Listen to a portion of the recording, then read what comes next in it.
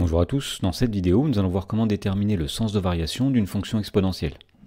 Dans l'exemple, on nous demande dans chaque cas de déterminer le sens de variation de la fonction en justifiant la réponse, et on nous donne 4 fonctions exponentielles. Alors pour faire cela, on va rappeler comment déterminer le sens de variation d'une fonction exponentielle. Alors, si a est un nombre réel, et si f est la fonction exponentielle de base a, c'est-à-dire que f de x égale a puissance x, eh bien il y a deux situations à connaître.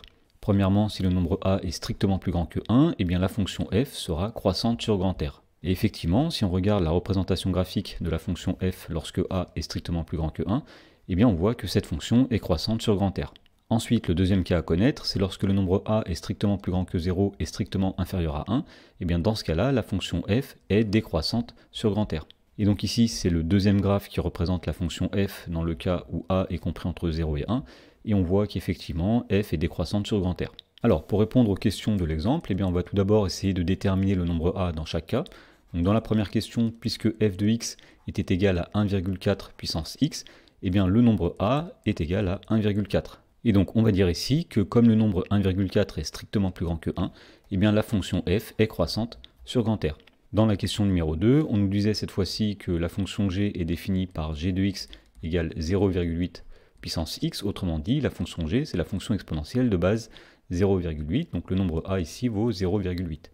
Et donc on peut dire que comme le nombre 0,8 est strictement plus grand que 0 et strictement plus petit que 1, eh bien la fonction g est décroissante sur grand R. Dans la question numéro 3, nous avions la fonction h qui est définie par h de x est égal à 15 septièmes à la puissance x. Donc la fonction h est une fonction exponentielle de base le nombre a qui est égal à 15 septièmes.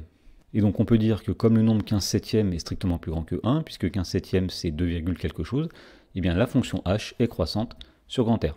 Et pour finir, dans la question 4, nous avions la fonction k qui est définie par k de x est égal à 1 cinquième à la puissance x. Donc dans ce cas-là, la fonction k, c'est la fonction exponentielle de base a égale 1 cinquième.